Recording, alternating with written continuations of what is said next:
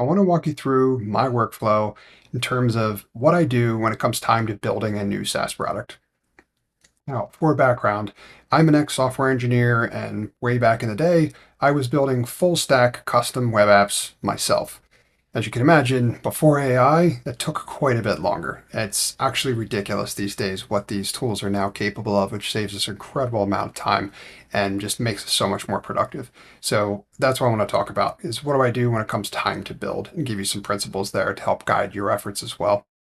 So the first and foremost is use AI for just about everything, especially when it comes to starting your build. And when I say starting your build, what I mean is focusing on the front end.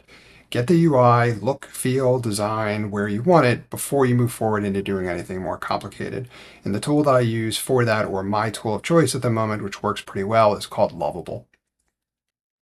Second principle is what I call skip the spinning rims. And what I mean by that is don't worry about extra features and functionality. The real focus here is to get the look and feel down and to focus on just your primary workflow.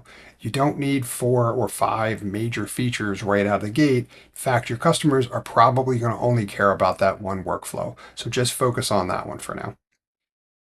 The next is to not move forward in building anything more complicated, talking about infrastructure, scaling, all this other kind of stuff, back-end technologies, whatever, until you get this, for the most part, largely all the way there for your V1. And again, what I'm referring to is the UI for your application as well as that primary workflow.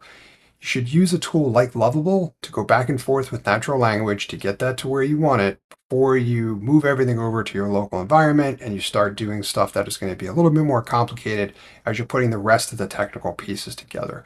Before you get there, use something like Lovable. And the further you go before you flip that switch, the more time you're going to save in the process. And that's a huge part of what I'm trying to do to help you here is help you save time because there's a bunch of places to get lost and spin your rims almost indefinitely.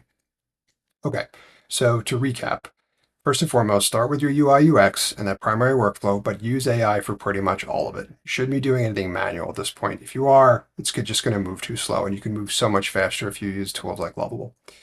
Second is to, again, skip those spinning rims. Forget about the extra features, just focus on that primary workflow. That's what matters more than anything. And the last is, again, don't move forward beyond your UI until that and its primary workflow are ready. Thinking about anything more complicated than that and doing any of that technical work in advance is not really going to be a priority at the moment.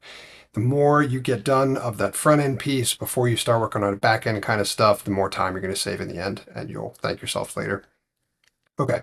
So how to apply what I've shared here? Well, if you're getting ready to design or build a new SaaS product, start with a tool like Lovable or something similar and workshop your UI and your primary workflow using it. Take it as far as you can in natural language. If you need to make changes or you need to start over or whatever, that's fine. Just stay in that tool until you get it most of the way there for your V1 before you convert over to a local environment or doing something more technical. That's my recommendation.